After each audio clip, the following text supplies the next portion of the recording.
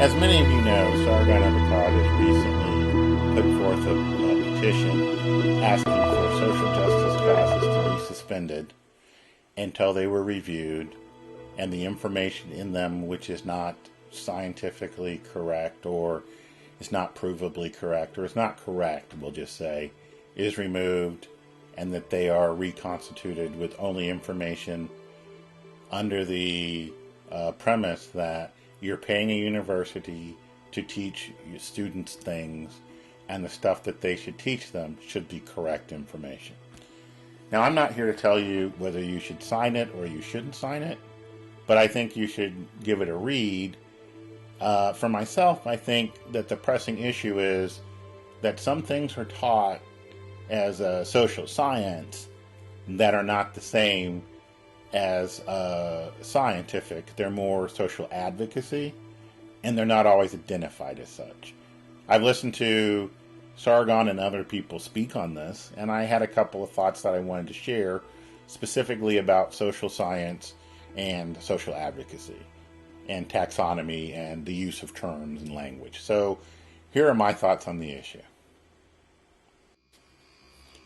So when we talk about taxonomy, as used in like mostly the biological sciences, we're talking about actually the system by which we name things, right? And the reason that it's important to have a system to name things is because you have scientists who work in different countries, have different languages natively, but they have to have a way to know that they're talking about the same thing. Part of the scientific method is the ability to take one's findings and duplicate them, and to have someone else duplicate them. And in order to be able to do that, you have to make sure that you're doing things the same way.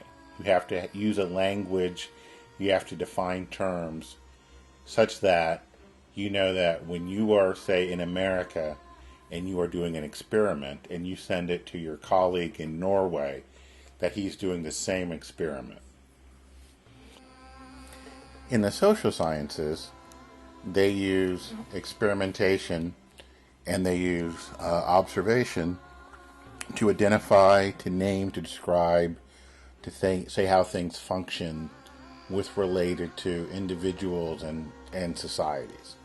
For example, I mean like sociology, psychology, things like that. It's also true even in things like women's studies, African American studies, Native American studies, any kind of social science like that. And I kind of look at them a little bit different because one of them has to do with, probably in a more strict sense, the science. Like psychology, you have behavioral experimentation. In sociology, you have observational studies, you have things like that.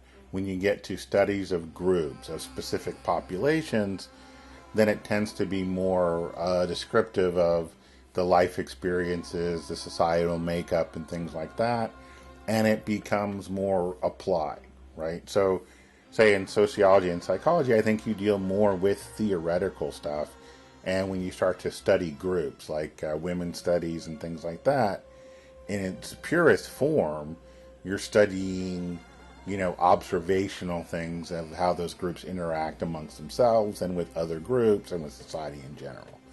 So you have to have language to make sure that we are describing the same thing. For example, it's not, if I'm going to talk about, say, a sociopath, I might, amongst my friends, have a definition about, oh, that guy Bob, he's a real sociopath, right?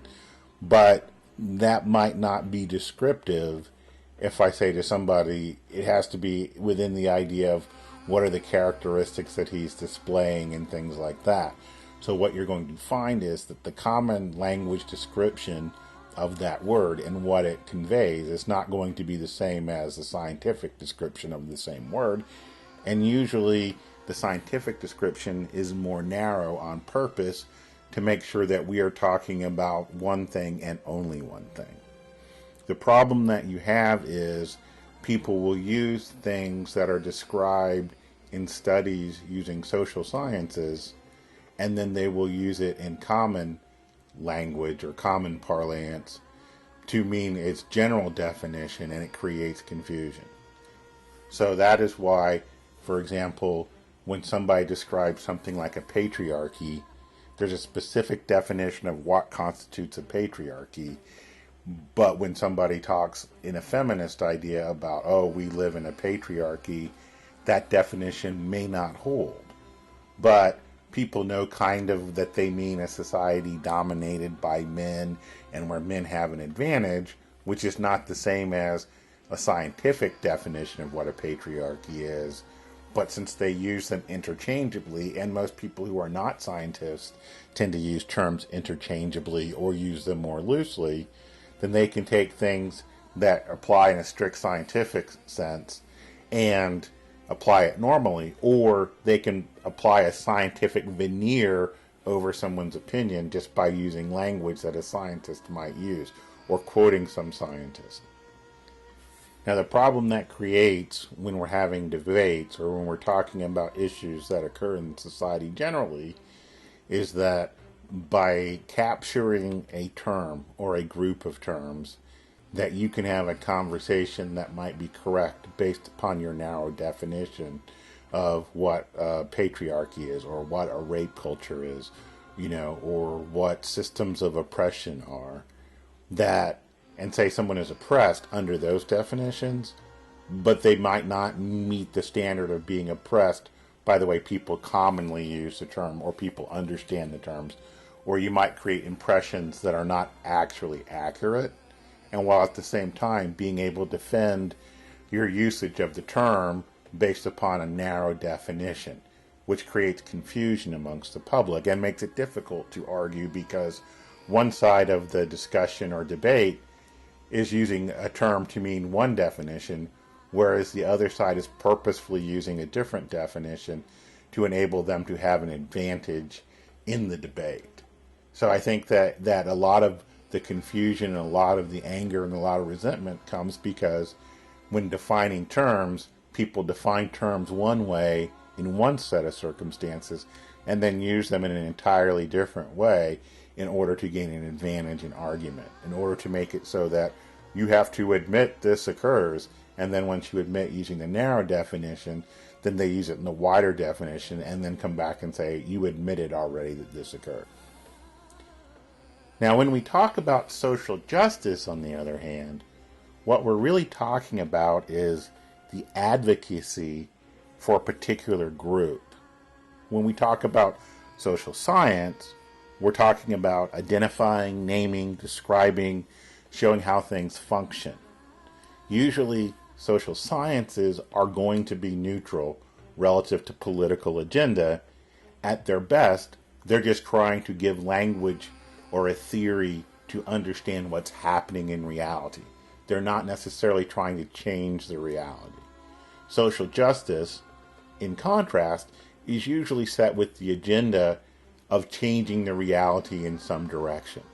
If you talk about feminists and their agenda, as they tend to say it is, they're moving society towards equality as they see it.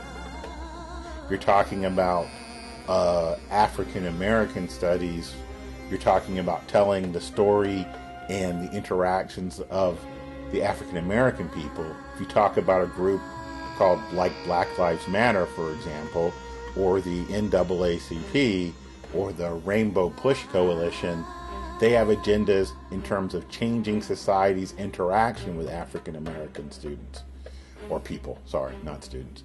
So they have different agendas, and where social justice, because it is advocating, is probably less concerned with truth, fairness, and such, because it's not actually their mandate. Their mandate is not to give a fair hearing to both sides or all points of views. Their mandate is to advocate for the particular group who they feel is oppressed against the group who they feel is the oppressor. So they're not necessarily tasked with that because it is not part of what they are trying to achieve. So upon looking at this, the question that we're really trying to get to is women's study supposed to be the same thing as feminist studies or feminism or feminist advocacy. Because I think the reason that people have concerns with women's studies being taught in university is because it's not just the science of understanding how women interact with society, even if it's to understand that in some ways they are disadvantaged. It is the idea that they are trying through the women's studies courses to change society.